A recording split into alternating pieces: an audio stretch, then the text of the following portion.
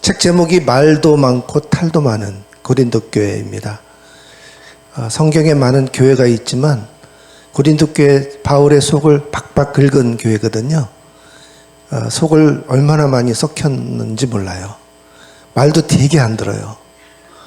그래서 바울이 고린도 후서에 보면은 눈물의 편지를 써요. 펑펑 울면서 종이를 적셔가면서 썼다는 편지예요. 얼마나 목회자가 힘들었으면 펑펑 울면서 편지를 썼겠어요? 너무 이제 감격해서 쓴 눈물이 아니라 너무 통분해가지고 속이 상해서 흘린 눈물이거든요. 그만큼 속을 썩인 교회가 고린도 교회입니다. 제가 1시간 반 할 건데요. 오늘 하고 다음 주에 연속 강의 또 합니다. 그래서 오늘 참석하신 분이 다음 주에는 꼭 오셔야 돼요. 제가 오늘 죽을 쓰던 뭐 밥을 설계하던 망쳐도 다음 주에 꼭 오시는 거죠? 야, 오늘 가봤더니 별것 없더라. 다음 주에는 안 온다. 샹 이러면서 안 오시면 안 돼요. 네. 사경회라고 그래가지고 깜짝 놀랐습니다. 그리고 들어오는데 목사님이 또 불로 찬양을 해가지고 아주 마음이 무겁습니다. 왜냐하면 저는 오늘 강의할 게 그렇게 막 뜨거운 강의가 아니거든요.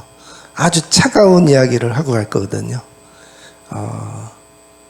여러분이 이제 자기에게 최면을 걸어야 돼요. 나는 대학원 학생이다. 다 같이 나는 대학원 학생이다. 실제로 뭐 대학원을 안 다녔어도 그 정도의 수준으로 강의를 준비했거든요. 그러니까 막 강의를 들으면 머리가 뽀개지고 용량이 초과될 거예요. 그래서 그냥 앉아 있다가는 시간만 버립니다. 정신 바짝 차리고 이렇게 들어야 뭐라도 이렇게 하나 들어요. 성경을 읽을 때 제가 이제 신학교 때 처음 이제 그런 강의를 들었는데 빌립보 교회 루디아 있잖아요. 루디아 친정이 두아디라거든요. 그리고 두아디라 자주장사 루디아 이렇게 나와 있어요. 그 구절만 가지고 그걸 풀어내는데 깜짝 놀랐어요. 이 두아디라가 자기 그 친정이고 이 빌립보로 시집을 온 거예요. 그러니까 루디아를 부를 때 두아디라 댁 이렇게 부른 거예요. 우리도 뭐 순천에서 시집 오면 순천댁, 뭐 경주에서 시집 오면 경주댁 이렇게 부르잖아요. 성경에도 그렇게 루디아를 부를 때 두아디라 댁 이렇게 부른 거예요. 그리고 두아디라의 특산품이 뭐냐면 고동이 있죠. 소라. 거기에 그 액을 채취해 가지고 그걸로 염색을 물감을 들이 헝겊에다가 염색 가공업을 하는 게 두아디라의 특산품이에요. 근데 옛날에는 이제 천연이잖아요. 그래서 뭐 땅 흙을 퍼서 흙 색깔 해갖고 땅색을 만들고 꽃잎을 빻아가지고 또 뭐 이렇게 색깔을 내고 그랬는데 이 고동에서 채취한 그 수액은 보랏빛이 나는 거예요. 물론 다른 방법으로도 할 수 있지만은 그렇게 하면은 금방 물이 빠지고 이 고동에서 채취한 액으로 염색을 하면 오래 가는 거예요. 근데 고동 수백 마리를 짜가지고 해야 겨우 한 30cm 평방 그 정도의 헝겊밖에 물을 못 들인대요. 그래서 그 옷감을 하나 염색하려면 굉장히 비싼 거예요. 근데 빌립보 시집 온 데가 뭐냐면 로마 장교들이 퇴역하고 은퇴한 사람들이 모여 사는 마을이었던 거예요. 근데 그 당시에 자주색감은 너무 비싸니까 로마 황실이나 그런 고급 장교들만 쓸 수 있는 헝겊이었던 거죠. 그래서 두아디라의 그 염색 가공업의 그 방법을 이 루디아가 이제 갖다가 무역을 한 거죠. 무역상. 그러니까 그 당시에 이 아시아에서 유럽까지 배를 타고 상단을 꾸려서 한번 갔다 오려면 굉장히 위험한 거죠. 도둑놈들도 많고 강도의 위협도 있고. 그래서 이 무사들도 동원해가지고 칼 쓰는 사람들. 그래서 상단을 꾸려서 친정에 가서 물건을 떼다가 빌립보에 갖고 와서 로마 장교들을 상대로 군납을 했던 거죠. 그러니까 스케일이 굉장히 컸다는 거예요. 그 말은 루디아가 남기는 이문도 컸다. 부자였다는 거죠. 그리고 여자의 몸으로 그렇게 상단을 꾸려서 무역업을 할 정도면은 배포가 커야만 됐던 거예요. 루디아가 여걸이었다는 거예요. 그래서 바울한테 내가 예수 믿는 줄 알면 우리 집에서 머물라오 이래가지고 강제로 자기 집에 데리고 가고 막 그런 이야기가 나오잖아요. 그런 얘기를 쭉 듣다 보니까 성경에 어떻게 두아드라, 자주장사, 루디아 이 단어만 갖고 그렇게 풀어낼 수가 있을까. 그래서 빌립보 교회만큼은 바울이 다른 데서는 차례비를 안 받아도 받았다는 거 아니에요? 그리고 다른 데 가 있을 때도 빌립보 교회가 계속 후원을 했어요. 그래서 바울이 그거에 대해서 고맙다고 얘기하는 게 빌립보서거든요. 그런 이야기를 같이 배경과 같이 들으니까 성경이 다르게 보이더라고요. 그리고 루디아 기념교회 가니까 실제로 그 냇가가 있어요. 거기서 세례를 주잖아요. 냇가에 여인들이 있는 걸 보고 바울이 가서 전도하잖아요. 그 냇가가 뭐냐면 염색을 가공하려면 동네 아낙네들을 모아가지고 공장을 돌린 거예요. 물들인 다음에 빨아서 널고 뭐 이렇게 하는 시설이 필요하니까 냇가가 꼭 있어야 됐던 거죠. 그래서 거기서 세례를 주고 뭐 이런 스토리가 이게 다 꿰어지는 거죠. 그러니까 성경은 본문만 갖고는 이야기가 어려워요. 본문이 갖고 있는 그 시대 배경, 그거를 이해해야 성경을 제대로 이해할 수가 있어요.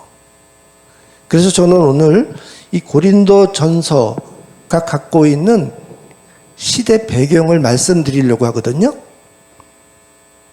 그래야 고린도 전서를 제대로 이해할 수가 있어요.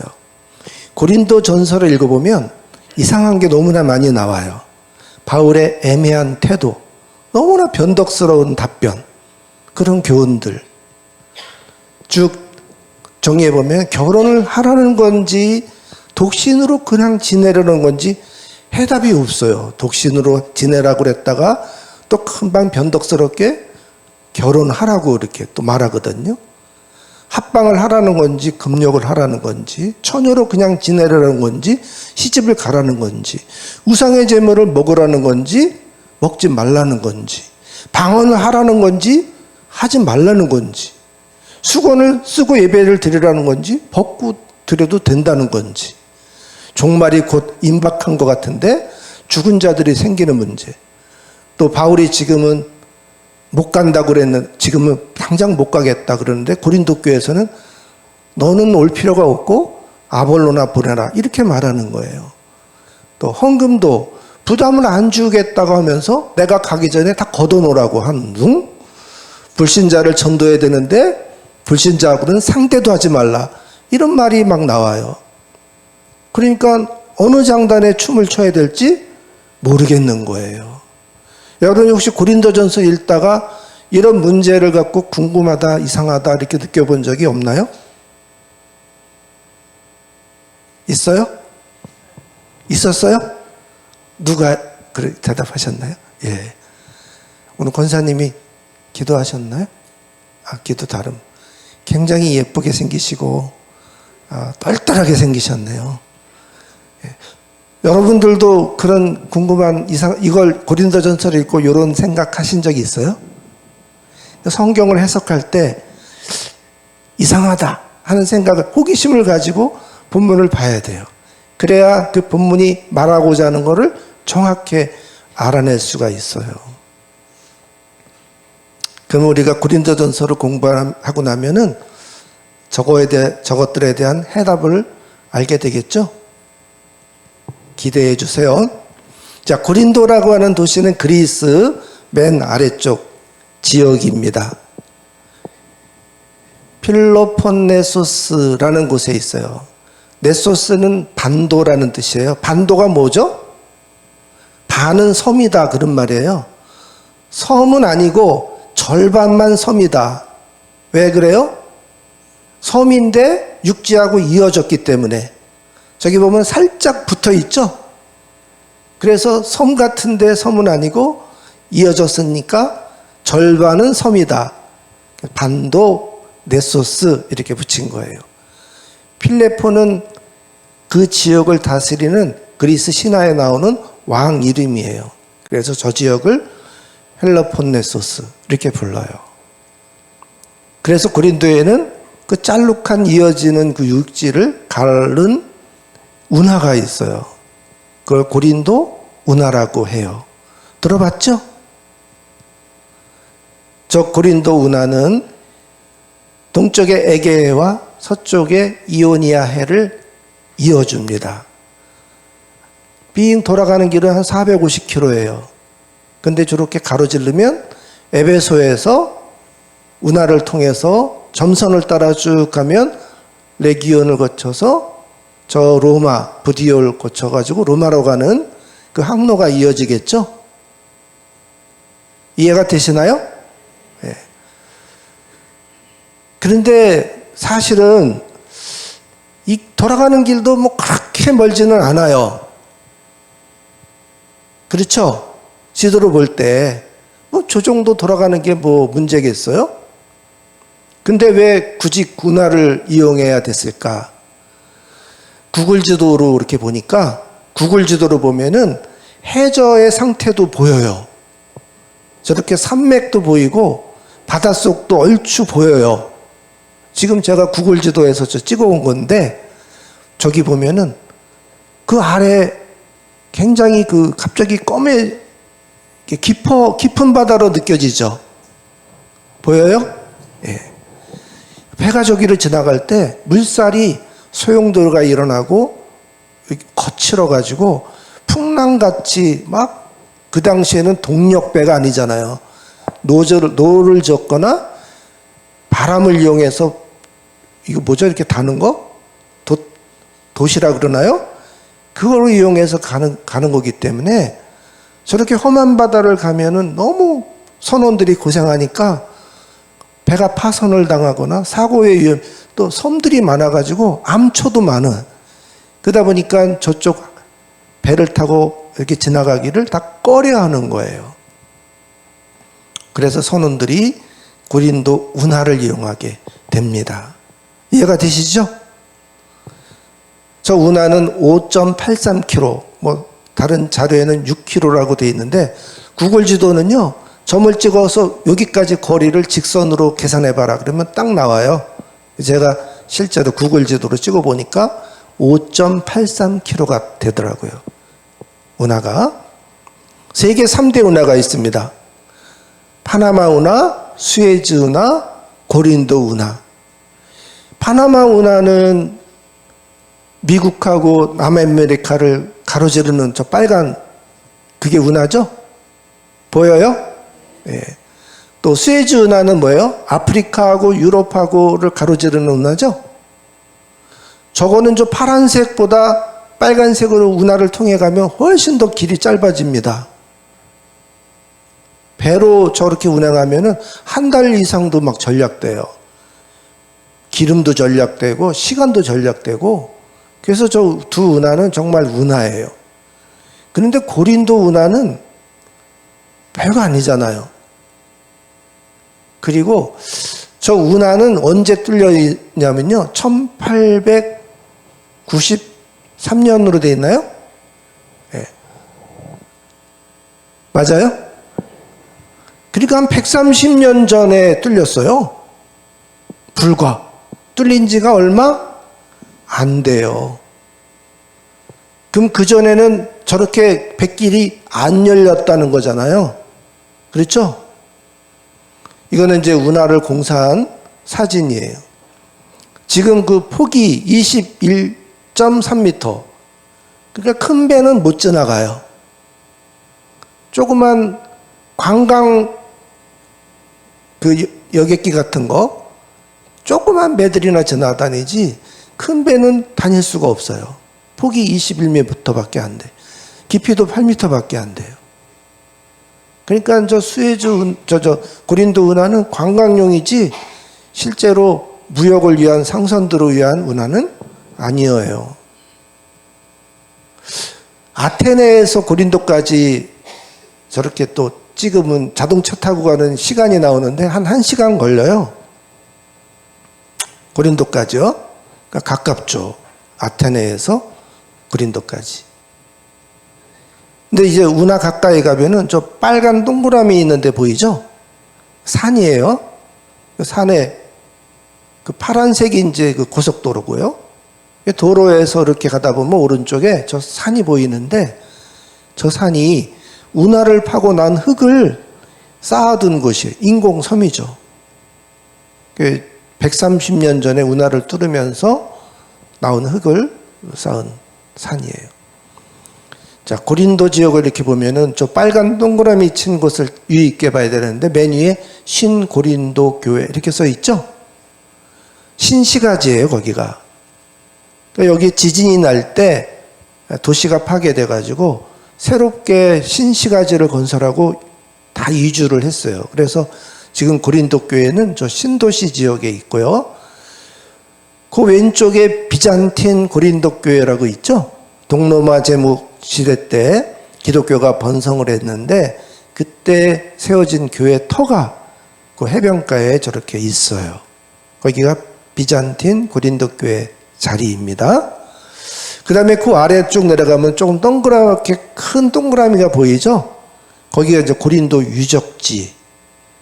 그러니까 성경 시대 때 고린도가 있었던 장소가 저 동그라미, 제일 큰 동그라미가 있는 그곳이에요. 그리고 그 아래 작은 동그라미가 있죠? 보여요? 그게 시지푸스라는 산입니다. 이 산이 굉장히 중요해요. 잘 알아두셔야 돼요. 저거는 비잔틴 고린도 교회 터입니다. 제 아는 목사님이 드론을 띄워가지고 저걸 직접 저렇게 찍었어요. 그래서 제가 그 사진을 책 2권 드리고 받았어요. 이 사진을 쓰도록 허가를 받는데 페이스북에 올려놓으셨더라고요. 그래서 제가 메일을 보내갖고 내가 이 사진을 책에다 쓰려고 하는데 허락해달라 그랬더니 쓰시라고 그래가지고 저 2개의 사진을 받았습니다. 그래서 궁금하잖아요. 저기 사진은 저런데 구글에서는 어떻게 될까? 구글 위성지도로 쫙 보니까 실제로 저렇게 있더라고요. 그리고 제가 또 거리를 딱 재봤어요. 강대상 앞에서부터 저 뒤에까지. 여기는 안 보이네. 저도 잘 안 보여요. 뭐라고 되어 있냐면요. 123m.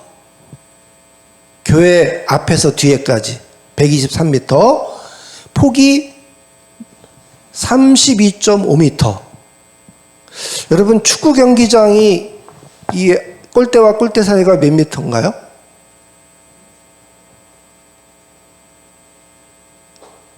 공 목사님 모르세요? 저도 잘 모르겠어요. 그래서 송 목사님 여기 가시나? 혹시 아시는 분 계세요? 대충 저 정도 됩니다. 100m, 뭐 110m인가 뭐 경기장이 이제 국제 경기장 뭐 사이즈가 다 다르긴 한데 대충 저 정도 되거든요. 여러분 교회가 축구 경기장만 한다고 생각해 보세요. 그 옛날에 어마어마하게 큰 교회죠. 야, 고린도 교회가 비잔티 시대 때 저렇게 저 체풀을 크게 졌구나. 깜짝 놀랐어요. 그러니까 이런 교회를 바울이 전도할 욕심이 났겠어요, 안 났겠어요?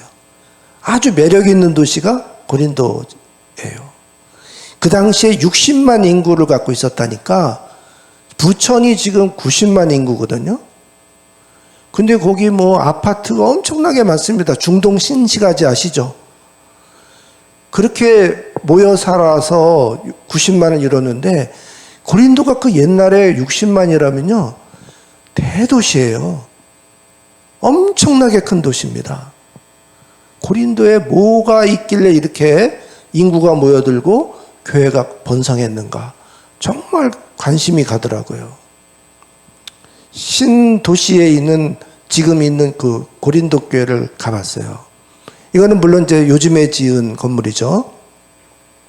성경에 고린도 교회가 등장하고 그 고린도 교회가 지금도 저렇게 있다는 거 놀랍지 않으세요?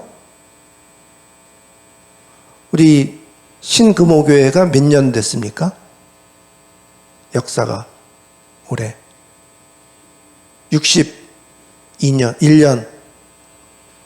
저 교회는요, 적어도 2000년 가까이 된 교회 아니에요?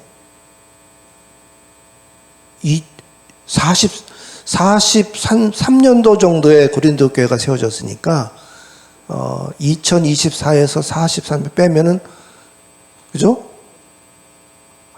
한 1980년 된 교회 아니에요? 어마어마하게 역사가 깊은, 전 세계에 성경에 나온 교회가 지금도 있다는 것만 생각해도 놀랍지 않아요? 저런 교회가 성경에 없어요. 빌립보 교회 가도 다 폐허가 돼 있고, 갈라디아나 어디 교회 가도 다 폐허, 유적지만 남아있지, 지금까지 성도가 모여서 예배 드리는 데는 고린도 교회가 거의 유일하지 않은가 싶어요. 소름 돋지 않아요? 저는 이 교회 건물을 보고 소름이 돋았어요. 물론 이제 그리스 정교회죠, 지금은. 그런데 들어가는 입구 왼쪽에 뭐죠? 이거 뭐라 그러죠? 표식이라 그럴까요? 저런 게 딱 붙어 있었는데 가까이 가서 이렇게 들여다보고 깜짝 놀랐어요. 저게 역대 고린도 교회 목회자들 명단을 저렇게 새겨 놓은 거예요. 예? 2000년 역사 속에 1대 목회자, 2대 목회자, 3대, 4대 이렇게 적어 놓은 거예요. 근데 가까이 가서 이렇게 보면 1대 목회자가 뭐라고 되어 있냐면요, 아포스톨로스 파울로. 누구예요? 바울 사도. 2대 목회자가 아볼로. 성경에 나오는 아볼로 있죠? 아볼로. 에베소에 있는 아볼로를 아굴라 브리스길라 부부가 말하는 거니까 말주변이 너무 좋아. 근데 성령을 못 받았어. 요한의 세례만 알아요. 그래서 이 부부가 데려다가 가르치잖아요.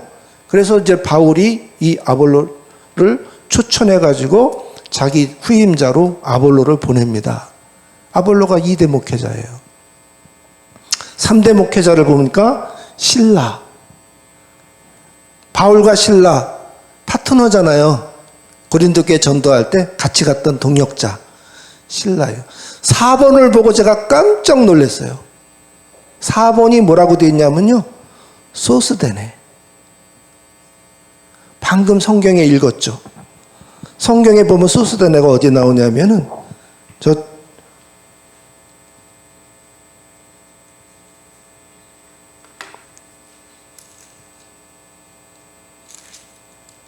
뒤에 오늘 읽은 11절까지 읽었는데요. 그 뒤에 17절에 보면요, 17절 뭐라고 돼 있어요? 모든 사람이 회당장 소스데네를 잡아 법정 앞에서 때리되 갈리오가 이 일을 상관하지 아니하니라. 자, 소스데네는 그 당시 바울이 전도할 때 유대교 회당장이었어요. 근데 바울이 율법을 무시하고 이상한 도를 전한다고 잡아가지고 고발을 했어요. 바울이 끌려가가지고 갈리오 총독에게 재판을 받습니다. 근데 갈리오 총독이 상당히 중심이 잡혀 있었어요.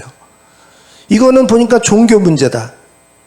사회 정치적인 문제로 도둑질을 하거나 이런 걸로 잡아왔으면 내가 판결을 내리겠는데, 이거는 니들 종교 문제가 아니냐. 나는 여기에 상관하지 않겠다. 바울 풀어줘라. 풀어준 거예요. 근데 바울을 누가 고발해요? 소스데네가 유대인들을 대표로 바울을 고발했어요. 근데 성공했어요? 실패했어요? 실패했잖아요. 바울이 무죄방면으로 풀려났네? 유대인들이 화가 나가지고 누굴 때려요? 요 소스데네를 데려다가 때렸다는 거예요. 몰매를 쳤어요.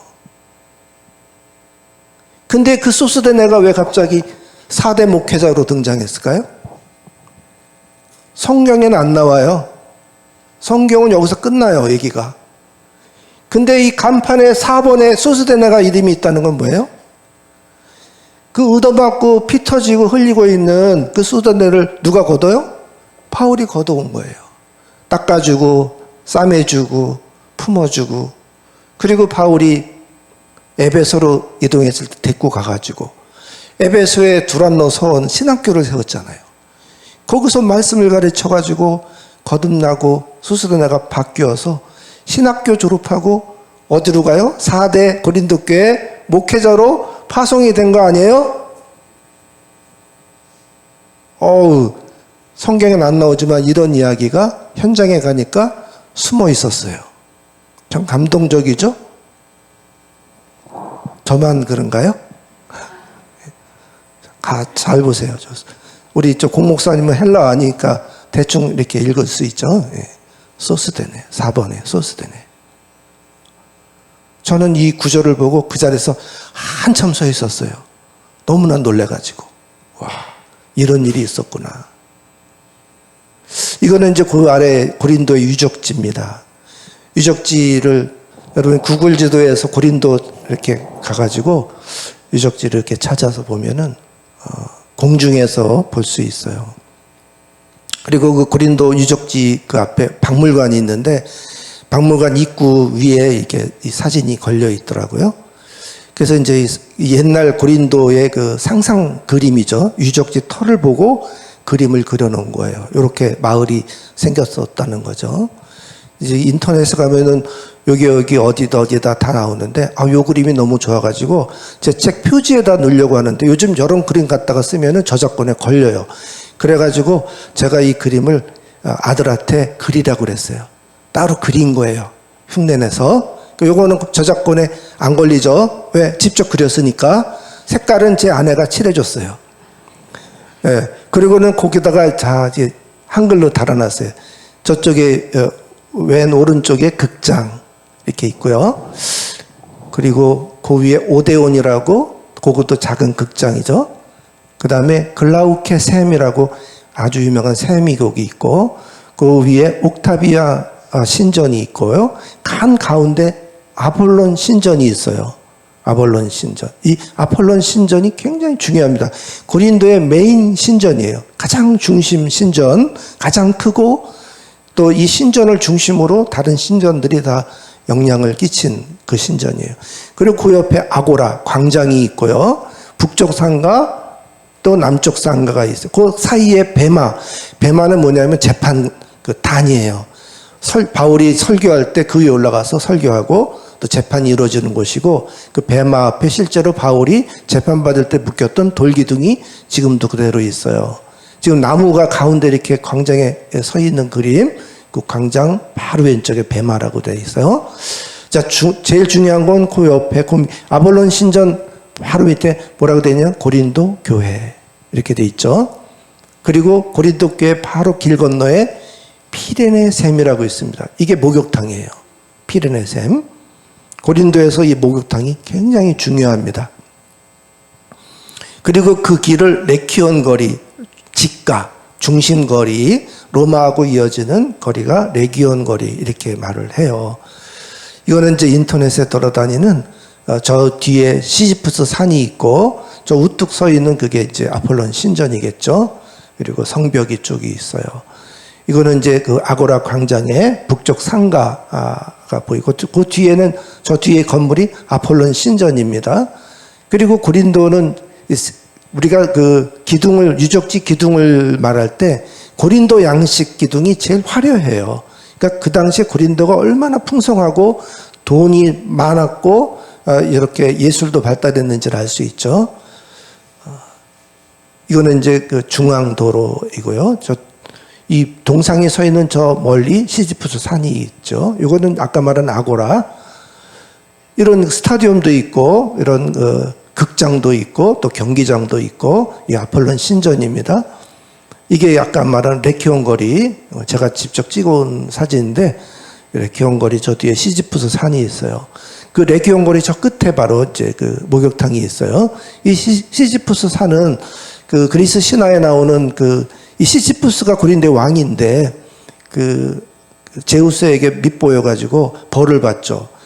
돌을 굴려서 산꼭대기에 올려놓는 과제를 받는데 올려다 놓으면 또 다시 굴러 떨어지고 또 올려놓으면 또 떨어지고 무한 이 중력에 시달리는 벌을 받죠.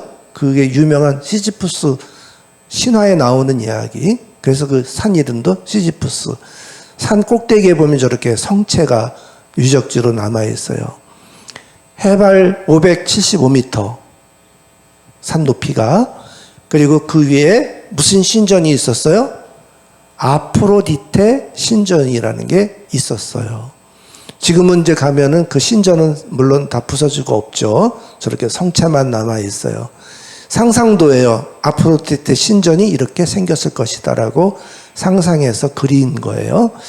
그 신전 안에는 화려하게 벽화가 장식되어 있고, 이 아프로디테 여신은 바다의 그 선원들에게 항로를 안전하게 운행할 수 있게 해주는 여신, 또 미의 여신이기도 하죠.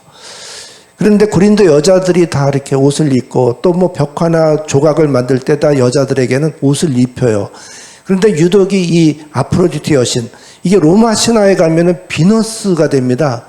그러니까 로마가 그 그리스를 정복하고, 로마의 가장 취약점이 뭐냐면 신화가 없는 거였어요. 나라의 건국 그런 스토리가 없는 거예요. 근데 그리스에 가니까 신화가 너무나 많아요. 그래서 그리스 신화를 로마가 그대로 벤치마킹을 했죠. 신의 이름을 조금씩 바꿔가지고 자기들이 로마 신화를 지금 만들었어요. 근데 이제 거기에 보면은 남자들은 저렇게 다 항상 나체로 표현을 해요. 여자에게는 다 옷을 입히는데 유독 이 비너스상 그런 거에만은 이렇게 나체로 표현을 해요.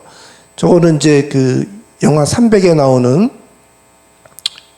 페르시아하고 전쟁할 때 그 싸운 그리스 용사들, 저런 것도 다 가까이 보면 다 벗은 그림이죠. 근데 유독 이 아프로디테 여신만 저렇게 언제나 벗겨진 채로 표현을 해요. 이 그리스 사람들은 이 나체상을 건강한 몸, 지혜라고 생각해요. 그러니까 여자들에게는 이거를 부여하지 않는데, 유독 이 아프로디테 여신만큼은 아주 지혜롭고 능력 있는 여신으로 고백을 했기 때문에 저렇게 표현했다고 그래요. 자, 아까 제가 고린도 운하는 불과 130년 전에야 뚫렸다고 그랬죠. 그럼 그 전에는 어떻게 배를 날랐을까요? 저렇게 배를 육지로 끌어올려서 고린도의 남자들이 밧줄을 걸어가지고 끌고 간 거예요. 육지를 넘어간 거예요. 무식하죠? 무식한 방법으로 배를 건너편 바다에다가 옮겨줬다는 거예요. 이렇게 배가 들어오면은 우선 배에 짐을 내려야 돼. 왜? 배를 가볍게 해야 되니까. 배에 있는 모든 짐을 다 우선 내려요. 날라요. 그리고는 배를 육지에 올리기 위한 저렇게 슬라이딩을 걸어 놓고 이 사람들이 밧줄을 고 배를 끌어올리는 거예요. 그 당시에 그 노예들을 휘페레테스라고 불렀어요. 한번 따라해 보실까요? 휘페레테스. 잘 말하기가 어려우니까 한 번 더 해봐요. 휘페레테스. 고린도전서 4장 1절에 보면 바울이 우리는 하나님의 일꾼이요 또 비밀을 맡은 청직이라고 그러면서 이제 정원비요 뭐 이런 얘기를 하는데, 거기 하나님의 일꾼이요 그리스도의 일꾼이요라고 할 때 그 일꾼이라는 단어가 저 휘펠레테스예요. 이 휘펠레테스는 어떤 노예냐면요, 노예도 다 아무 등급이 있어요. 그 배너라는 영화를 보면은 배너가 이제 노예로 끌려가 가지고 로마 전함 맨 밑바닥에서 노 젓는 거를 하잖아요. 영화 북을 쿵 치면 한 번, 쿵 치면 또 한 번, 북소리에 맞춰가지고 쿵, 쿵, 쿵 치면 그 맞춰가지고 노 젓는 거예요. 그러다가 전속력으로 달려 그러면 어떻게 해요? 쾅, 쾅, 쾅 치면은 팍 해야 되는. 얼마나 힘들어요.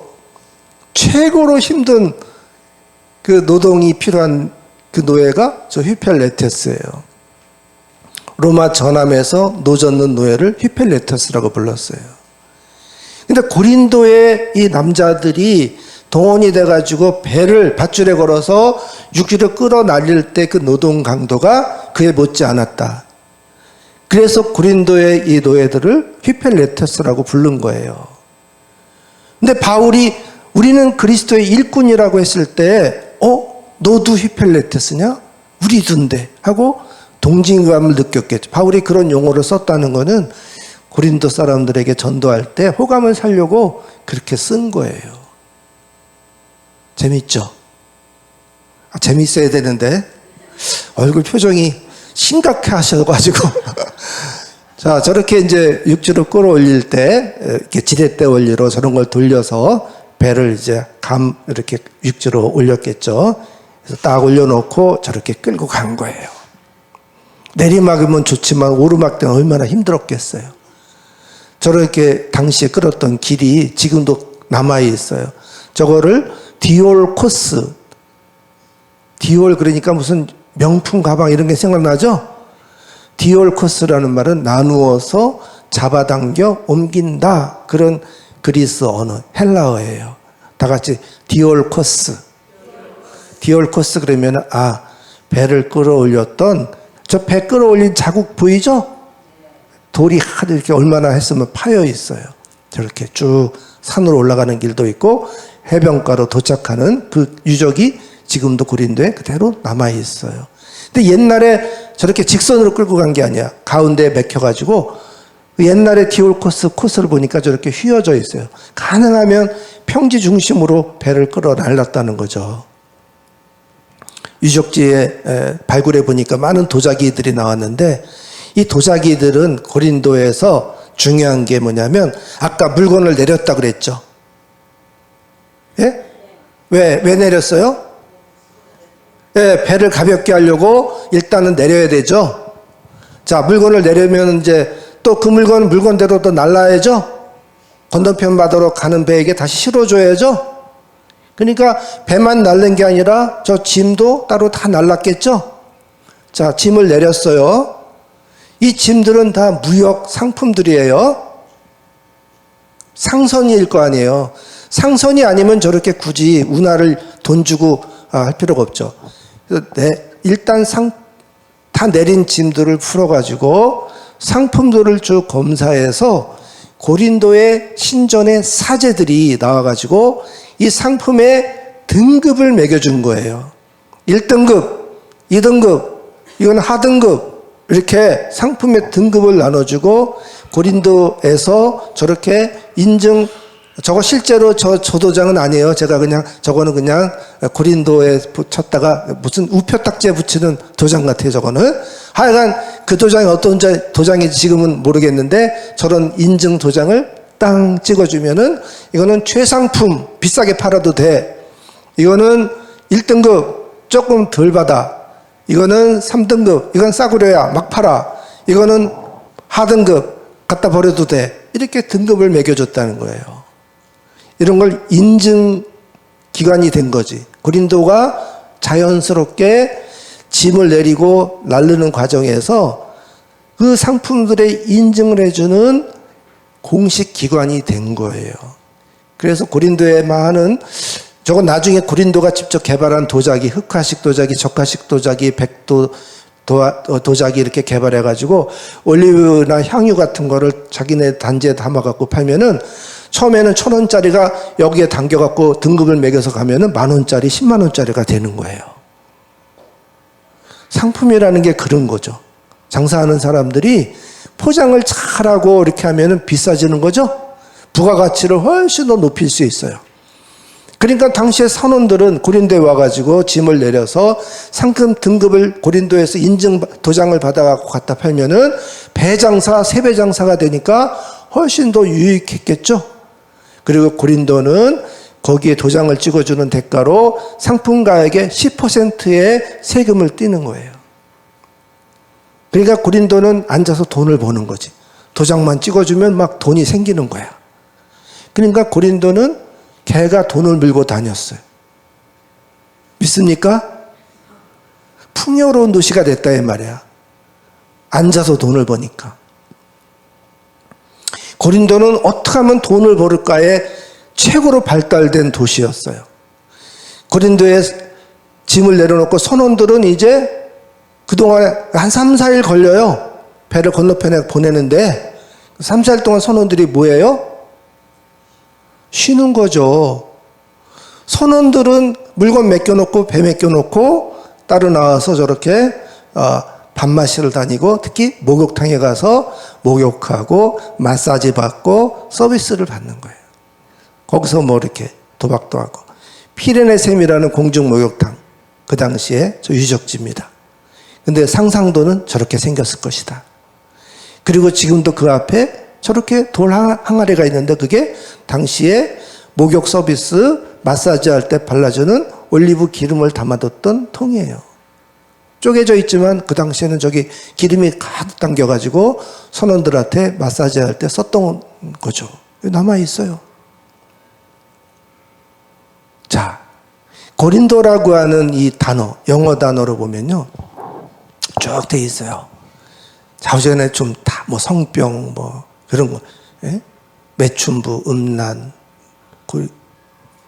하여튼 고린도라는 단어는 음란하다라는 단어와 통해요. 매춘부 종류. 아폴론 신전에서는 동성애가 성행했다고 그래요. 운하에서 고린도 유적지까지 거리를 재보니까 한 10km. 고린도 박물관에서 시시프 산까지 정상까지의 거리가 1.73km. 아폴론 신전에서 시시푸스 산, 아프로디테 신전까지 걸어서 가니까 1시간 26분 걸려요. 구글에서 탁 찍으면 다 나와요. 그리고 유적지를 보니까 저런 것들이 많이 발굴됐는데 아스클레피온이라고 치유의 신이 있어요. 고린도에 한 12개의 신전이 나왔는데 그중에서 이 병고쳐 주는 신전이 나왔는데 거기서 저런 것들이 많이 나와요. 주로 이제 성병과 관련, 저게 뭐냐면요, 병에 걸렸다가 병을 고침받으면은 신에게 감사 제물을 드릴 때 그 자기 신체의 모형을 석고로 떠가지고 그거를 바쳤대요.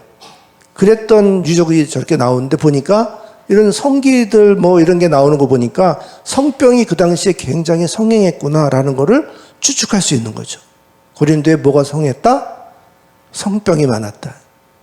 그 다음에 이제 이런 것도 유적지를 발굴해 보니까 그 그릇 성분 속에 최음제를 만들었던 그릇이 나왔어요. 또 저게 뭔지 우리들은 잘 모르는데 혹시 아세요? 파란 약? 예. 천연 비아그라의 원산지가 고린도. 그 다음에 신부들이 결혼할 때 면사포 쓰죠. 저 면사포의 원조가 고린도. 이 면사포가 뭐냐면요, 신부가 입장할 때 저렇게 얼굴을 가리고 베일로 가리고 입장을 해요. 그러면 신랑이 가서 결혼식을 하기 위해서 이 면사포를 걷어가지고 뒤로 넘겨주는 겁니다. 지금은 처음부터 벗고 막 들어오죠. 막 춤추고도 들어오대, 요즘 보니까. 옛날에는 이렇게 안 하고 신부가 얼굴을 가리고 들어와요. 그래서 신랑이 이걸 넘겨주면은 나는 이 사람을 내 색시로 맞아드리겠습니다, 그런 뜻이에요. 만약에 신랑이 이 면사포를 거두기를 싫어하면은 나는 이 여자를 싫습니다, 결혼하지 않겠어요 하고 거절의 의사를 표현하는 거예요.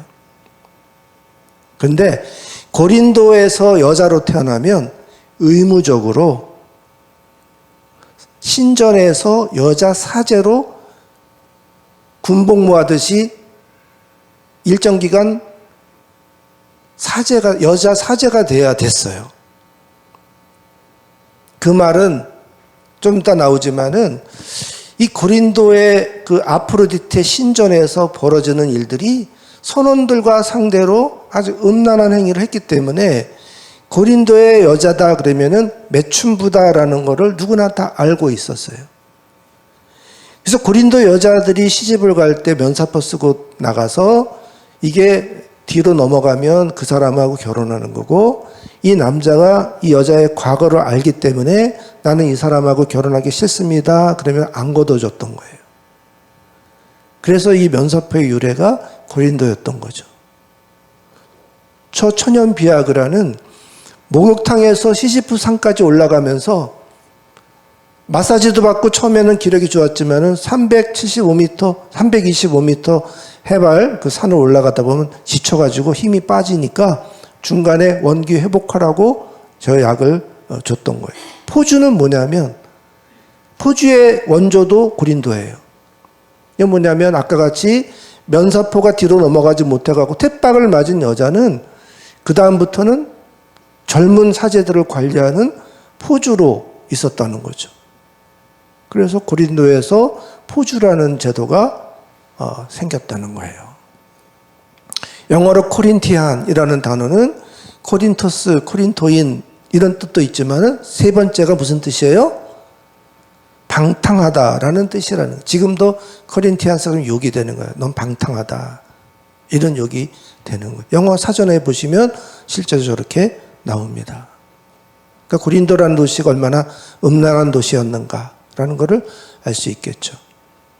아까 제가 고린도는 돈만 되면 뭐든지 다 한다 그랬죠? 예? 자, 고린도에서 한 1시간 40분 차를 타고 가면은 올림피아라는 서쪽에 저 빨간 점 찍힌 데가 올림피아고 오른쪽 끝에가 고린도예요. 올림피아가 뭐예요? 우리나라 올림픽 경기가 시작된 곳이죠. 올림픽 경기는 고린도가 그 당시엔 도시국가였어요. 서로 전쟁을 많이 하니까 제우스 신에게 가서 델피저 거기 가가지고 우리가 어떻게 하면 안 싸우겠습니까? 하고 기도를 했더니 스포츠로 대신 싸워라. 그래가지고 거기서부터 이 올림픽 경기가 시작이 된 거예요. 거기서 이제 성화를 채취하고 지금도 그러죠.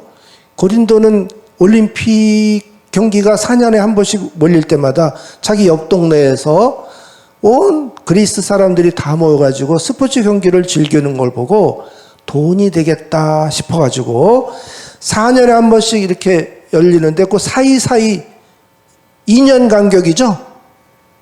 예? 4년에 한 번씩 열리는데 언제 열렸죠? 예? 올해 열렸었나요? 올해? 예? 올림픽이 언제 있었죠? 올해 프랑스에서 있었잖아요. 2024년. 그럼 다음에 올림픽이 언제예요? 2028년이죠. 4년에 한 번씩이니까. 근데 고린도는 그 사이를 노리는 거예요. 2024년에 올림픽이 열렸으니까 우리는 2026년에, 그 다음에 2030년에, 2034년에 이러면 징검다리 같이 가운데 탁탁 끼어들어갈 수가 있잖아요. 그래서 올림픽 경기가 아니고 자기네는 이스티미아 경기를 열은 거예요. 기가 막히죠. 그래서 그 경기에 유적지를 발굴해 보니까 저 동그란 거는 원반 던지기 했을 때 썼던 거. 저 둥그런 돌은 투푸한 던지기 경기 때 썼던 거. 밑에 창은 투창 던지기 때 썼던 거. 그게 다 나왔어요. 그리고 저 운하가 저 위에 있고 그 아래에 이스티미아 경기장 터가 이렇게 발굴됐어요. 그리고 선원들이 또 구경 많이 할게 포세이돈 신전터도 바로 그 이스티미아 경기장 옆에 신전터가 발굴이 됐어요. 그리고 그 당시에 경기 우승자에게 썼던 면류관 같은 거 저런 게 나왔어요. 그 다음에 이제 중요한 거는 고린도라는 도시가 이렇게 풍요롭고 돈이 많다 보니까 로마 황제들도 굉장히 관심이 있는 거예요. 세금을 많이 거둘 수 있는 곳이니까. 황제들마다 되면은 의무적으로 거의 다 이렇게 고린도를 방문해요. 방문하면은 방문 기념으로 얼굴을 석고로 뜨는 거야. 여기다가 이게 석고 붙여가지고 본을 떠갖고 떼어내서 저렇게 석고상을 만들었는데 고린도 박물관에 저렇게 율리오 시저 또는 네로 디오니소스 이런 그런 그 황제들이 나와요. 저거는 뭐냐면 아까 제가 피레네 샘 목욕탕 터 말씀드려요. 여러분 로마 유적지에 가면요 목욕탕이 있는데 그 목욕탕 바로 옆에는 항상 뭐가 나오냐면 화장실이 나와요. 가보셨죠? 혹시 유럽 여행 같은 거 하면 보이잖아요. 로마 화장실 옛날인데 수세식 화장실 썼다는 거. 왜냐면 목욕탕에 버리는 물을 이용해 가지고 그 옆에 화장실을 줘서 이 수세식 처리를 했다는 거 아니에요. 그 옛날에. 근데 진짜 그 옆에 보니까 저렇게 화장실이 딱 나오더라고요. 그래서 제가 얼른 지나가면서 스치듯이 한 장 찍었는데 꽤 잘 나왔어요. 저걸 자세히 보면 좀 이상한 점이 있어요. 혹시 발견하실 수 있을는지 모르겠는데 로마 화장실은 저렇게 생겼거든요. 보통 저렇게 앉아가지고 같이 똥 싸면서 얘기하는 거예요. 근데 여기는 이렇게 생겼다니까요. 여기하고 차이점이 뭐예요? 혹시 찾아보세요.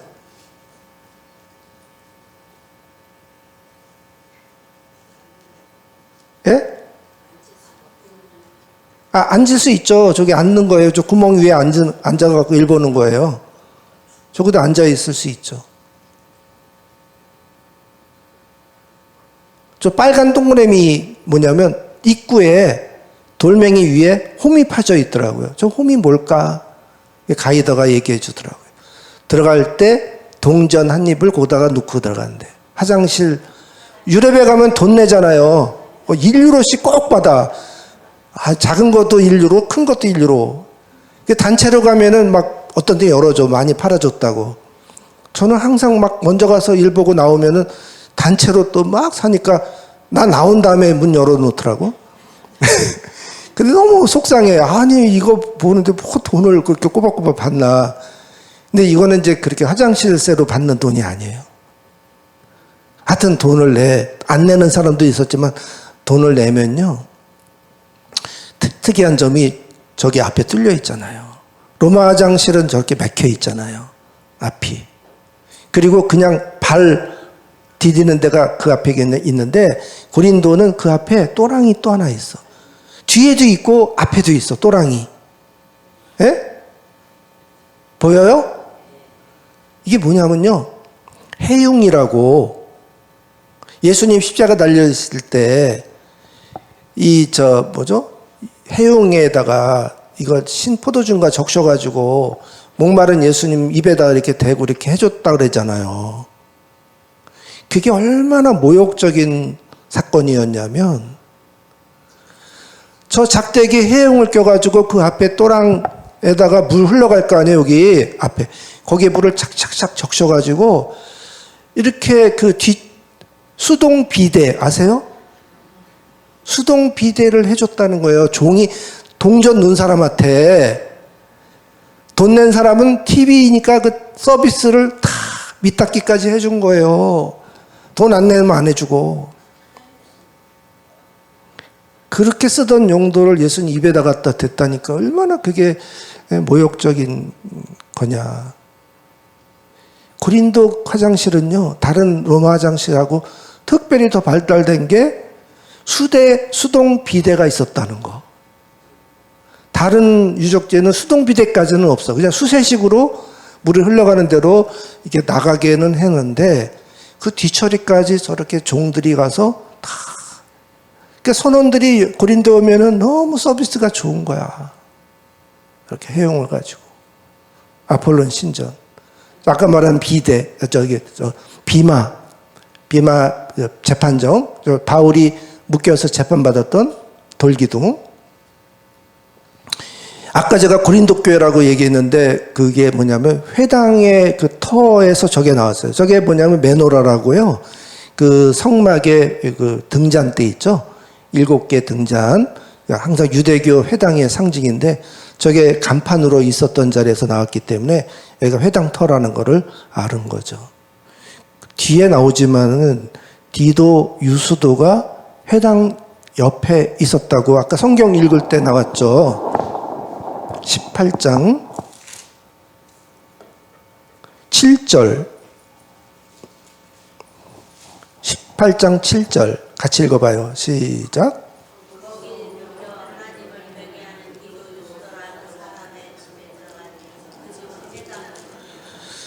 디도 유수도. 디도 알죠? 디도서가 있잖아요. 디도가 누구예요? 바울의 제자.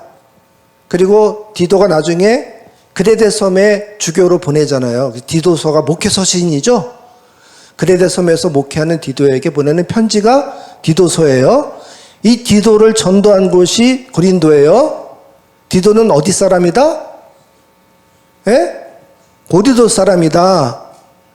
고린도에서 어디서 살았다? 회당 옆에 살았다. 방금 읽었잖아요. 이해가 되시죠? 이거 굉장히 중요합니다. 나중에 제 강의 속에 나와요. 디도가 어디 살았다? 회당 옆에 살았다. 어디 사람이다? 고린도 사람이다. 어디서 전도했다? 고린도 전도할 때 전도했다. 그리고 바울이 제자 삼고 데리고 가서 훈련시켜서 자기 후계자로 삼았죠. 어디를 보내요? 크레데 섬에 주교로 보냈다. 예. 저거는 이제 거울이에요. 청동 거울. 박물관에 있는 거. 안 닦아서 그렇지 옛날에 저거 잘 문지르면 거울같이 보였나 봐요.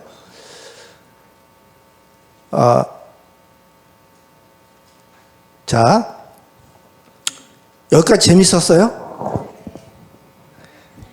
굉장히 어려운 강의인데 여러분이 너무나 조는 분 한 분 없이 눈이 얼마나 또랑또랑한지 아주 제가 막 신이 나서 강의를 했어요.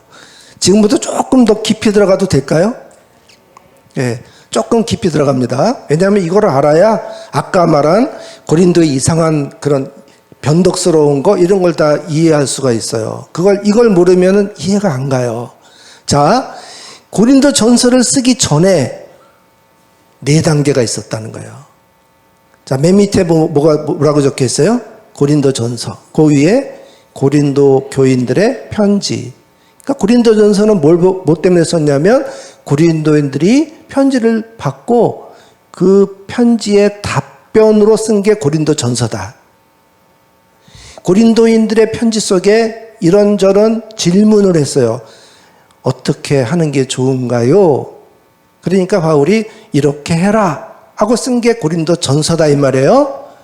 그러니까 고린도 전서 쓰기 전에 고린도 교인들이 바울에게 보낸 편지가 있었다. 근데 그 전에 또 뭐가 있었냐면 뭐가 돼 있어요? 고린도 전전서. 이거는 지금 없어요, 우리한테. 5장 9절에 보면 바울이 고린도 전서 5장 9절에 내가 전에 너희에게 쓴 편지에 이런 말이 나와요. 그 말은 뭐예요?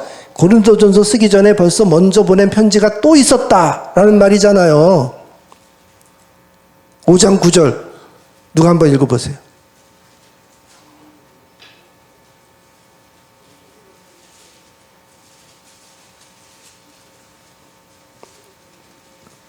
웅얼거리지 말고 자신 있게 큰 소리로 한 분이 크게 읽어줘 보세요. 예, 먼저 쓴 편지에 음행하는 자들과 사귀지 말라고 했잖냐 이 말 나오죠? 그 먼저 쓴 글이라는 건 뭐예요? 고린도 전전서가 있었다는 말이지. 믿습니까? 여러분 이걸 믿어주셔야 돼요. 고린도 전서 쓰기 전에 지금은 사라져가지고 우리가 어떤 내용인지 몰라도 고린도 전전서가 있었구나. 딱 하나 아는 게 있는데 그 편지에 뭐라고 썼어요? 저 음행하는 놈들하고는 사귀지 말라고 썼다는 거예요. 자, 그러면 그 고린도 전전서 앞에 뭐가 있었어요? 바울이 고린도를 전도한 때가 있었겠지. 전도했어요. 그 다음에 떠났어요. 편지를 쓰는 거야. 야, 저 음행하는 놈들하고 사귀지 마. 썼어. 그러니까 바울이 고린도인들이 또 편지를 쓰는 거야. 아니, 그러면 전도를 또 어떻게 하라고요? 불신자를 전도하려면 사귀어야 전도할 거 아니에요. 그러니까 전서에는 뭐래요? 아니, 아까 했던 그 말은 그런 말이 아니고 이런 말이야 하고 또 답변을 썼겠죠. 그래서 요 4단계가 있다. 이해가 가시죠? 고린도 선교가 있었고 고린도 선교 때 그 도시는 우상이 많고 음란하고 유대인들의 박해가 심했고 또 똑똑한 죄는 다 하고 풍요롭고 타락한 도시인데 바울이 십자가 저 지팡이 위에 십자가 있고 깃발을 뭘 달아요? 복음의 깃발을 가지고 지금 고린도라는 성을 전도하려고 들어가는 거예요. 전전서에는 뭐라 그래요? 내가 너에게 쓴 편지에 음행하는 자들과는 사귀지 말라고 그랬지 않냐. 고린도인들이 편지를 써요. 너희가 쓴 문제에 대하여. 너희가 쓴 문제에 대하여. 자, 이 말은 뭐예요? 너희가 쓴 문제. 고린도인들이 바울에게 편지를 썼다 이 말이에요. 거기에 대해서 내가 답변을 한다 이 말이에요. 자, 1절만 읽어보면 남자가 여자를 가까이 아니함이 좋으나, 편지에 뭐라고 써 있었을까요? 남자가 여자를 가까이 아니함이 좋습니까? 라고 물어본 편지였겠죠? 그래서 그 답변을 쓸 때 가까이 안 하는 게 좋지만, 그 다음에 쓸 말은 뭘까요? 가까이 해도 돼. 이거 썼겠죠? 그래요, 안 그래요? 그러니까 고린도전서 읽을 때 항상 기억할 건 뭐예요?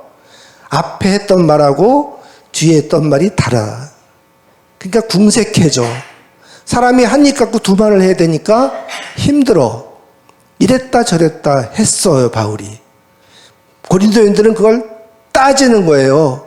왜 한 말 갖고 두 말씀을 하시냐? 도대체 우리 보고 어떻게 하라는 거냐? 이거를 항상 기억하고 고린도전서를 읽으셔야 돼요. 그래서 편지를 쓰게 됩니다. 바울이 이제 고린도를 방문할 계획을 세워요.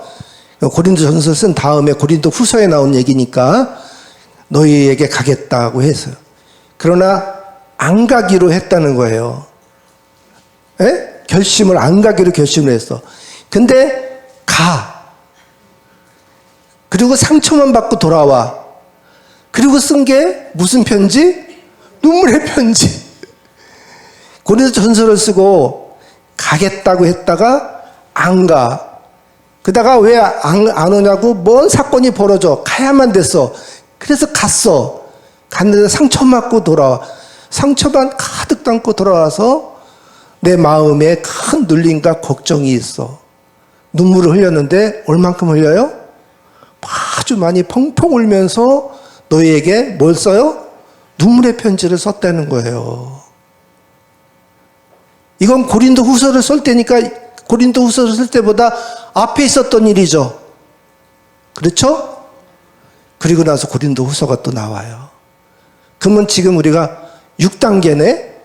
전도, 전전서, 고린도들의 편지, 고린도 전서, 눈물의 편지, 고린도 후서.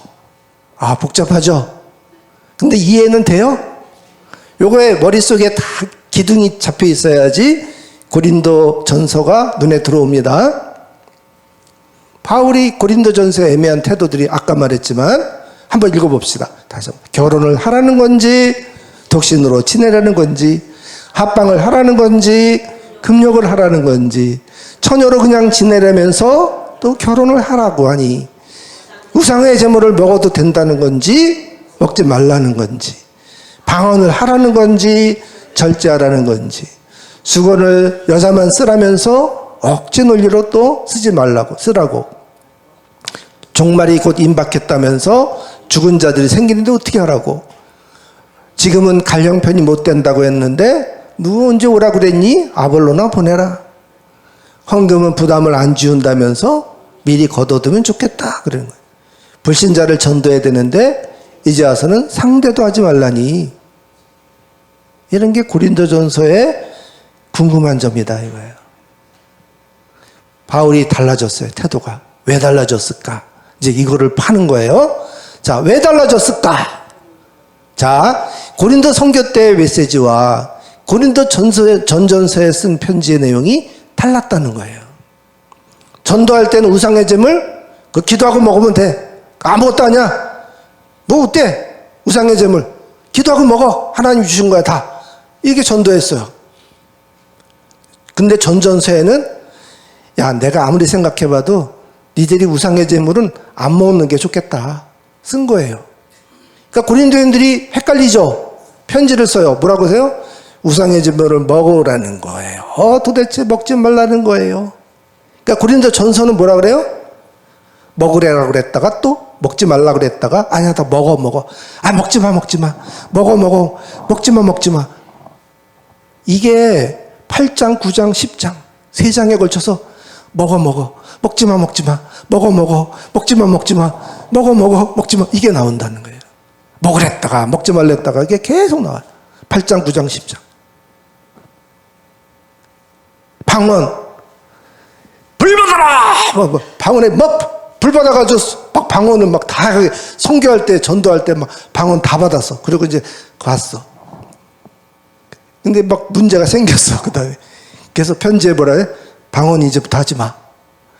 방언 받으라고 막 은사 주고 막 성령 베풀고 그럴 때 언제고 이제 와서 또 방언을 하지 말라니 도대체 헷갈리네요. 방언 하지 마. 아니야, 해. 아니야, 하지 마. 아니야, 해. 이러는 거예요. 그래서 12장, 13장, 14장. 해, 하지 마, 해, 하지 마. 이해가 되시죠? 네. 헷갈린 고린도 교인들이 편지로 어떤 걸 따를지 질문하는데 바울에는 처음에 전했던 그 메시지를 포기할 수는 없어. 그러나 어떤 자기 입장이 또 새로 생겨가지고 애매한 태도로 이중말을 하게 된 거예요. 그러면 그 사이에 전도하고 전전서를 보내는 그 사이에 뭔가가 있었겠죠. 뭔가 있었을 거 아니에요. 바울이 괜히 바뀐 게 아닐 거 아니에요. 그래요, 안 그래요? 우리는 좌우지간 바울을 이해해 줘야 되잖아요. 바울을 이중적인 사람, 변덕스러운 사람, 이 말했다 저 말했던 사람으로 알면은 우리가 나머지 바울 서신을 어떻게 봐요? 그 바울을 어떻게 하든지 우리가 이해를 해줘야 되겠죠? 동정심이 가요, 안 가요? 가요. 그럼 그 사이에 어떤 일이 있었을까? 자, 빨간색으로 있어. 같이 읽어봐요. 뭐예요? 예루살렘 총회가 있었다. 고린도 선교와 전전서 사이에 예루살렘 총회가 있었다는 거예요. 총회 안건이 있어요. 사도행전 15장에 나오는데 이방 지역에 복음을 전하다 보니까 유대인들은 당연히 어릴 때 할례를 받았는데 이 헬라 사람들이 예수를 믿었는데 이 다음에 이 사람들 할례를 시킬까 말까가 이제 문제가 된 거예요. 근데 할례는 필요 없다. 이 사람들한테 할례를 요구하지 마라라는 사람도 있고 아니다. 이 사람도 예수 믿었지만은 우리 같이 할례를 받아서 하나님 백성으로 삼아야 된다. 할례를 받게 하자. 이런 말이 생긴 거예요. 처음에는 이게 어떤 게 옳은지를 우왕좌왕했어요. 그래서 예루살렘 총회가 모여가지고 이 문제를 의논했어요. 12사도와 복음 전도자들이 모여가지고 예루살렘 총회에서 자, 헬라 사람들이 유대인들이 예수 믿는 건 걱정이 없어. 어릴 때부터 할례를 받았으니까. 근데 헬라 사람이 예수를 믿었단 말이에요.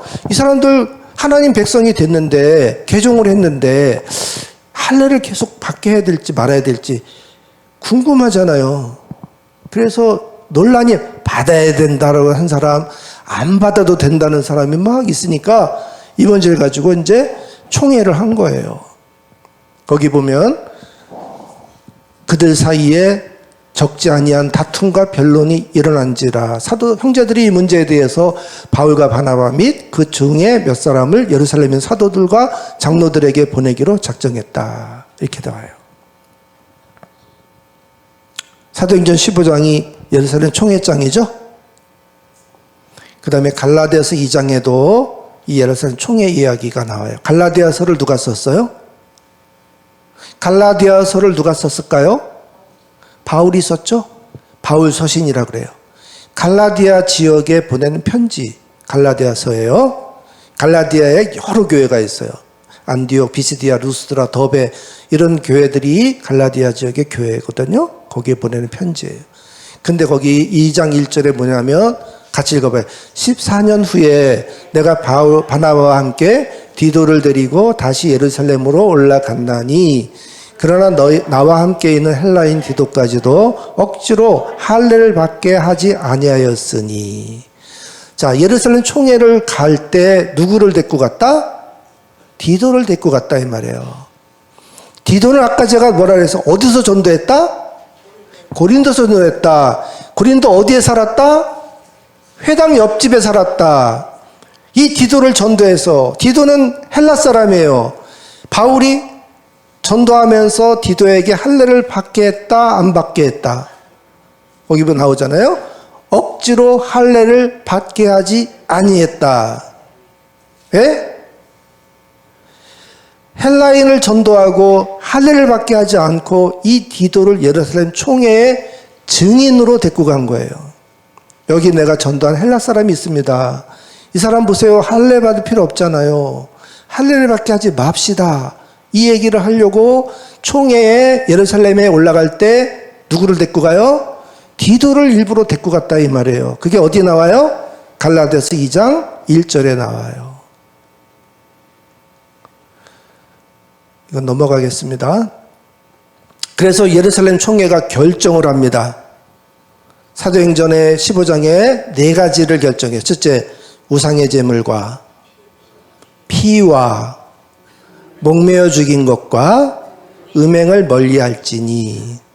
제가 넘긴 것 중에 성경이 있는데 구약 성경이 해라 하지 마라라는 계명을 펴보니까 하라라는 계명이 248개, 하지 말라는 계명이 365개예요. 더하면 모두 몇 개예요? 613개의 계명이에요. 이 613개의 계명 중에서 이 율법을 헬라인이 예수를 믿었을 때 다 안 지켜도 되는 걸로 하고 딱 4가지는 그래도 지키게 하자. 613개 중에서 4가지 빼면 몇 개 남아요?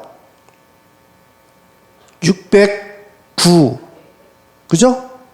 609는 안 지켜도 된다. 근데 4가지는 남겨서 헬라인이 예수 믿을 때 이 율법은 4가지는 지켜도록 하게 하자라고 뭐래요? 결의를 했다. 결의. 성부와 성자와 성령의 이름으로 통과됐습니다. 이렇게 했다 이 말이에요. 그 4가지가 뭐예요? 우상의 제물을 먹지 말라. 피를 먹지 마라. 목매어 죽인 거 먹지 마라. 음행을 하지 말라. 7계명 간음하지 말라는 지키게 하자. 나머지는 알아서 해라. 되게 파격적이죠? 사도들의 마음이 열렸어요. 예수님 동생 야고보가 일어나가지고 탁 발언할 때 베드로도 탁 내가 고넬료도 전도해보고 사마리아 가서 전도해봤는데 내가 전도해보니까 야 이방 사람 예수 믿을 때 율법 지키게 할 필요 없더라. 잘 믿어. 예수만 잘 믿으면 돼. 이렇게 해주니까 야고보가 일어나가지고 자 그러면 이 4가지를 지키게 하고 나머지는 다 풀어줍시다. 박수 해가지고 통과됐다는 거예요. 사도행전 15장 잘 집에 가서 읽어보세요. 다시 한번 이 4가지가 뭐다? 우상의 제물, 피, 목매어 죽인 거, 음행. 자 이거는 사도행전에 나와요. 사도행전은 누가 썼을까요? 누가가 썼죠. 누가복음은 누가 썼어요? 누가가 썼죠? 근데 누가가 사도행전도 썼어요. 그거 어떻게 알아요? 성경에 나오니까 알죠. 그래서 누가가 누가복음을 쓰고 후편으로 쓴 게 사도행전이에요. 그런데 갈라디아서는 누가 썼다? 바울이 썼다.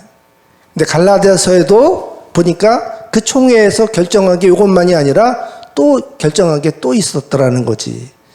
그 결정한 게 뭐냐면 갈라디아서 2장 8절 10절에 나오는데 베드로에게 같이 읽어요. 베드로에게 역사하사 그를 할례자의 사도로 삼으시니가 또한 내게 역사하사 나를 이방인의 사도로 삼으셨느니라. 또 기둥같이 여기는 야고보와 게바와 요한도 내게 주신 은혜를 알므로 나와 바나바에게 친교의 악수를 하였으니 우리는 이방인에게로 그들은 할례자에게로 가게 하려 함이라. 다만 우리에게 가난한 자들을 기억하도록 부탁하였으니 이것은 나도 본래부터 힘써 행하여 왔노라. 여기 파란색으로 쓰여있는 것만 가만히 보면 여기서도 4가지가 결정이 됐구나. 첫째는 바울을 뭐로 삼았다? 이방인의 사도로 삼았다. 바울에게 핸디캡이 하나 있어요. 그건 뭐냐면 사도 핸디캡. 어디를 가서 전도해도 야 네가 뭐냐? 네가 사도냐? 내가 볼 때 너 사도 아니야. 네가 하는 말은 다 가짜야. 이런 말을 하도 많이 들어요. 왜 그러냐면 사도행전 1장에 가룟 유다가 자결해서 죽고 사도들이 마가의 다락방 모여서 기도하다가 야, 그 자리 하나 채우자 해가지고 두 사람을 뽑아서 제비 뽑아가지고 뽑죠. 그때 두 사람을 뽑을 때 조건이 두 가지가 나와요. 뭐냐면 예수님이 세례받을 때부터 공생애 내내 우리와 함께 하다가 마지막 때까지 같이 한 사람이어야 되고, 두 번째는 예수님이 부활하셨잖아요. 그 부활하신 예수님을 같이 봤어. 그래서 어디 가든지 예수님 부활하셨습니다 하고 자신 있게 말할 수 있는 부활의 목격자이어야 된다. 두 가지를 정한 거예요. 첫째가 뭐예요? 예수님이 요한에게 세례를 받을 때부터 십자가 달려 돌아가실 내내까지 우리와 같이 붙어 다니는 사람. 그런 사람 찾기 쉬워요? 어려워요? 자, 12제자의 명단 발표할 때 이 사람들 떨어진 사람이죠? 낙방했어요. 떨어졌는데 안 떨어져 나가 3년 내내 붙어 다니는 거예요. 제가 학교 다닐 때 그 학점이 오바돼가지고 청강을 하러 좀 다녔거든요. 청강 뭔지 아시죠? 학점 신청 안 하고 가서 몰래 듣는 거. 그러면 이제 어떤 교수님은 나가라 그래. 예? 출석비 없으니까. 근데 나는 그 과목을 꼭 들어요. 저는 학교 다닐 때 그 성서신학 과목을 하나도 놓치지 않으려고 그랬어요. 창세기부터 계시록까지 학교에서 가르치는 과목 중에 학점을 하다 보면은 오바돼가지고 못 듣는 과목이 졸업할 때까지 못 듣겠더라고요. 그래서 그런 과목은 청강을 했어요. 몰래 들어가서 듣는 거예요, 그냥. 그리고 겹치잖아요. 시간이 겹쳐서 못 들으면은 그 들은 학생 가가지고 매번 노트 달라 그래야지 복사해가지고 모변이 이 시간에. 그래가지고 제가 어떻게 하든지 졸업할 때까지 성경을 다 공부하려고 애를 썼거든요. 근데 그 청강할 때 되게 서럽더라고. 막 내쫓아. 그래도 어떻게 해요? 악착까지 들어야 되니까 또 들어가. 그리고 교수님 저 들을 수 있게 좀 해주세요. 너무 저 교수님이 좋아요. 뭐 이러면은 그래 들어 그런단 말이에요. 그냥 듣는 거지. 이 제자 되는 그 조건이 그런 사람. 여러분 3년 동안 12제자 다 거느리고 사교회 집에 갔을 때 12제자 따로 들어와 여기서 자. 이 사람들은 못 들어와. 밥도 못 얻어먹어. 밖에서 대기하고 있다. 예수님 움직이면 또 따라붙어. 3년을 그렇게 하기가 쉬워요? 어려워요? 정말 어려워요. 그런데 그런 사람이 둘이나 있었다는 거 아니에요? 그 중에 뽑아서 이제 사도로 세워놨는데, 사도 바울은 이 사람은 아니잖아. 언제 세례받을 때 있었어요? 공생에 따라다녔어요? 예수님 부활할 때 봤어요, 지가? 예? 핍박하러 다녔지. 사도 자격이 있어요, 없어요? 없단 말이에요. 근데 어떻게 나중에 예수 믿고 막 능력자가 돼가지고 나타나서 전도는 진짜 기가 막히게 잘해. 근데 자기가 막 사도라고 그러고 다녀. 그거 가짜예요, 진짜예요? 바울이 진짜 사도예요, 가짜 사도예요? 예? 가짜로 보이죠. 가짜 아니에요? 신학교 졸업장도 없어. 근데 막 자기가 목사래. 그러면 그거 인정해줘요? 안 인정해줘요? 안 인정해준단 말이에요. 그러니까 어디를 가든지. 나중에 고린도전서 9장에 보면 바울이 뚜껑이 열려가지고 내가 다른 데서는 사도가 아니래도 너네들한테는 내가 사도가 아니냐 막 열받아가지고 내가 니네들이 주는 사렙이 내가 죽으면 죽었지 안 받는다. 더러워서 안 받아. 막 이런 말까지 치사한 말을 다 해. 거기 쭉 보면요 질문이 막 쏟아집니다. 막 화가 나가지고 뚜껑이 열려가지고 고린도전서 9장을 1절부터 보세요. 막 질문이 수도 없이 쏟아집니다. 그 얘기는 뚜껑이 열렸다는 거거든요. 뭐 갖고 열려요? 사도가 아니라 그러니까 뚜껑이 열린 거예요. 바울은 핸디캡이 사도의 핸디캡이 늘 따라다니는. 라이센스가 사도증이 딱 있으면 어디 가든지 자신 있게 까불면은 딱 봐. 면허증. 사도증 봤지? 떠들지 마. 딱 이럴 텐데 이게 없는 거예요. 없잖아요. 근데 여기 딱 뭐예요? 나를 이방인의 사도로 삼았다는 거예요. 누가?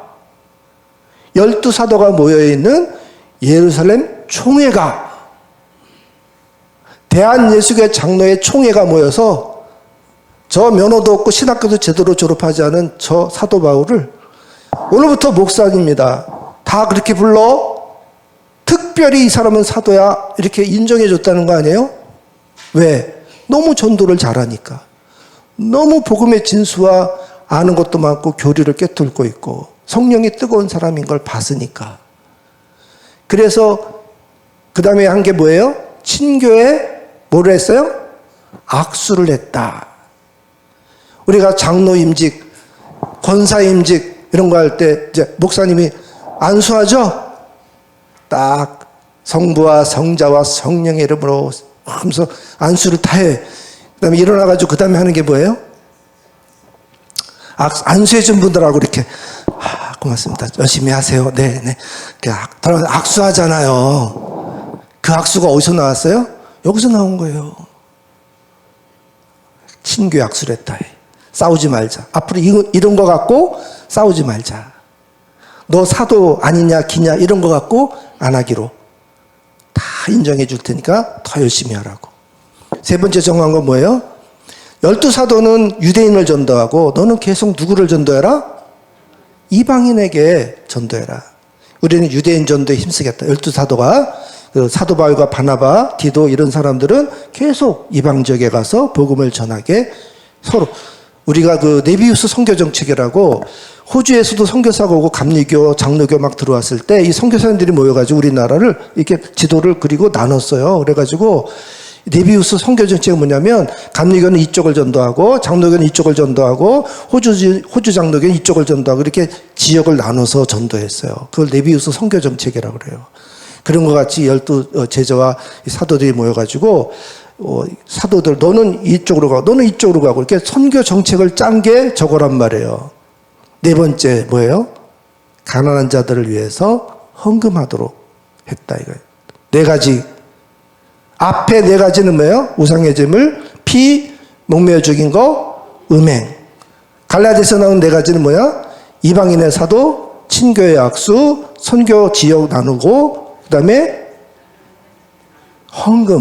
헌금하기로 했어요. 자, 총회의 결의 1번 뭐예요? 우상의 제물, 피. 제가 반복하는 이유는 머릿속에 잘 기억하라고 하는 거예요. 시간이 딱 됐네요. 자, 요렇게 네 가지 잘 기억해 주세요. 요것만 하고 마칠게요. 조금 오버해도 괜찮은가요? 이런 기회가 또 어디 있어요? 여러분이 신학대학원에서도 이런 강의 잘 못 듣습니다. 근데 보니까 여러분은 대학원 졸업해도 충분한 이 지적인 능력이 있으세요. 보니까 다 이해하세요. 되게 어려운 건데. 자, 우상의 제물을 먹어도 된다고 그랬지만 결의했는데 뭐 앞으로 어떻게 하기로 했어요? 이거 먹지 않기로 했잖아요. 그러니까 뭐라고 해야 돼? 이제부터 먹지 말라고 해야 될 게 생겼잖아요, 지금. 그래요, 안 그래요? 그렇죠. 음행. 임박한 예수님 금방 오실 거니까 웬만하면 결혼하지 말고 나같이 독신으로 지내고 그저 신랑 대신 예수님 만나고 기다리면서 기도하고 있자. 그렇게 했는데 빨리 안 오셔. 빨리 안 오신다니까? 그러니까 어떻게 해야 돼?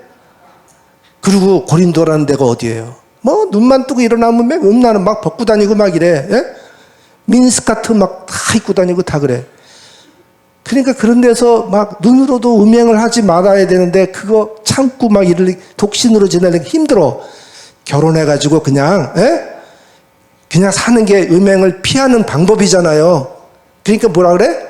결혼해라 그러는 거예요. 합방해라고. 왜? 음행을 피하기 위해서. 이해가 돼요? 안 돼요? 쏙쏙 이해가 되죠?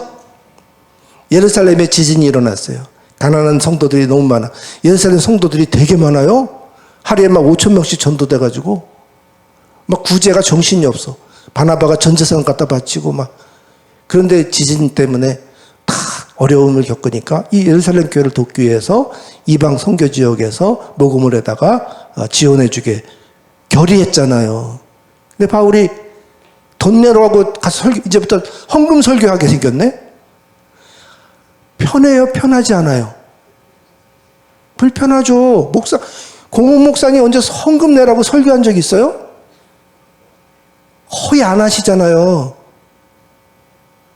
우리 장로교 우리 목사님들이 그 설교 잘 못해요. 저도 잘 못해. 추수감사절에는 어쩌다 잘 기어가는 소리로 그래도 감사절인데 조금이라도 가지고 오세요. 그 외에는 잘 못해. 시험에 들까봐, 삐질까봐. 예? 근데 이제 앞으로 이거 돈 얘기하게 생겼어. 부담스러워요, 안 부담스러워요? 예? 바울이 사례비도 안 받고 다니는 사람인데 이거 말하게 생겼어요.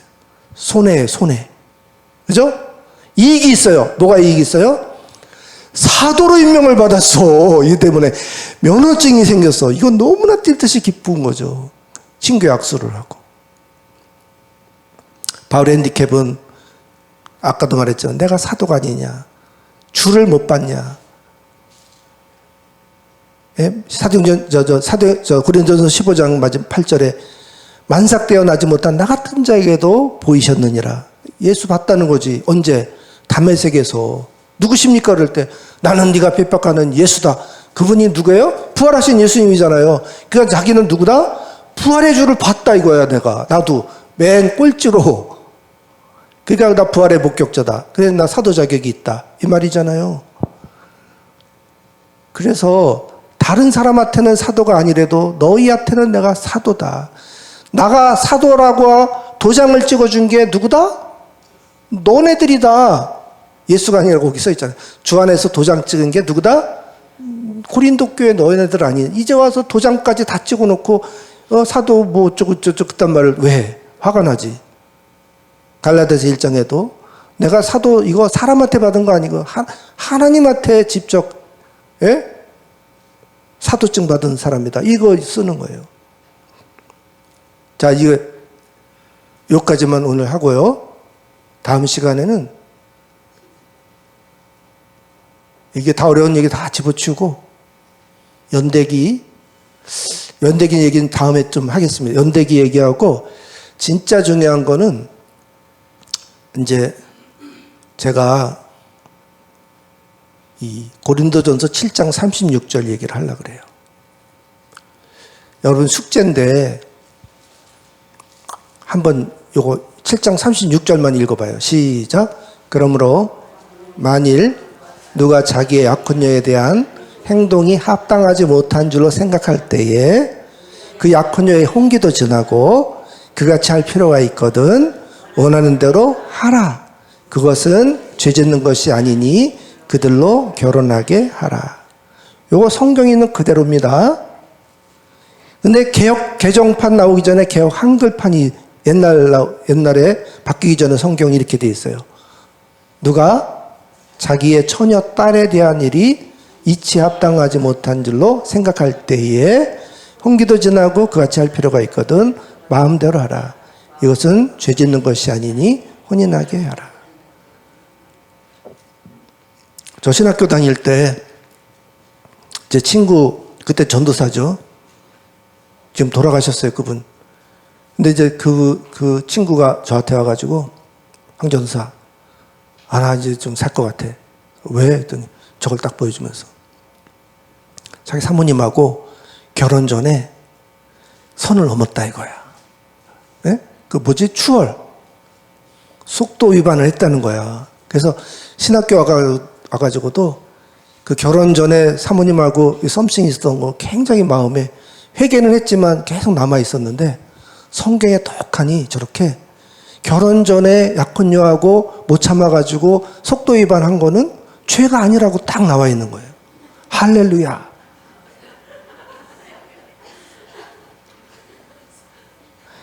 여러분 혹시 마음에 고백도 못하고 응어리진 그것이 있었다면 이 시간에 저 말씀을 보고 큰 위로를 받으시기를 바랍니다. 성경에 떡하니 만일 자기 약혼녀에 대해서 그 행동이 합당하지 못해서 고민하다가 뭐 약혼도 했고 홍기도 지나고 그래도 해야 되겠다 싶어가지고 원하는 대로 했는데 그게 죄가 아니라는 거예요. 그렇게 읽혀요, 안 읽혀요?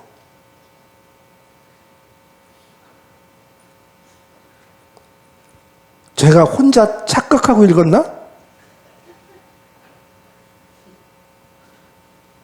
저는 성경, 영어 성경, 뭐 개혁 개정이 심지어 자기 처녀딸을 근친상간으로 범했다고 나온 거예요. 저 개혁 한글이 자기 처녀딸에 대해서 근친상간 이게 이치합당하지 못한데 마음대로 해놓고 시집만 보내면 된다. 그래가지고 개혁 한글이 고민하다가 저거를 처녀딸을 지우고 자기의 약혼녀로 바꾼 거예요. 심각하지 않아요? 어디 기독교가 결혼 전에 속도 위반을 인정할 수 있습니까? 윤리적으로. 기독교 윤리에 그게 허용이 되나요? 돼요? 안 돼요? 안 되죠? 근데 저게 있으면 큰일 나잖아요. 그래서 저거를 이렇게 읽을 때 이렇게 하고 넘어가요. 어떤 주석을 봐도 저게 제대로 주해가 된 데가 없어요. 제가 저 구절을 풀으려고 고민하고 뒤지다가 이 고린도전서 책을 쓰게 됐어요. 저 구절 때문에 사실 이걸 쓰게 됐어요. 그걸 파다가 고린도전서를 파게 된 거예요. 그래서 다음 시간에는 와가지고 이 문제를 속 시원하게 풀어드리도록 하겠습니다. 원래 그 다음 편을 계속 보게 하려면은 미끼가 있어야 되거든. 오늘 요 미끼를 탁 던지고 가니까 다음 시간에 안 오면은 평생 이상한 거 가지고 자유함을 얻게 될 거예요. 요거 해설을 들어야 됩니다. 네. 어떻게 끝나요? 기도하고 끝낼까요? 고마우신 아버지 하나님, 오늘 고린도전서 말씀을 펼쳤습니다.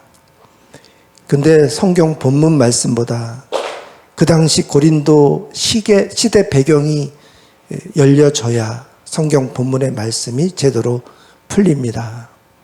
오늘 저들에게 영안을 열게 해주셔서 고린도전서의 말씀을 뜨거운 하나님의 말씀으로 받아들일 수 있도록 지혜 주시고 영감을 주시고 또 해석할 수 있는 능력을 주옵소서. 성경을 읽는 방법을 터득할 수 있게 하옵소서. 감사드리며 예수님의 이름으로 기도드립니다. 아멘.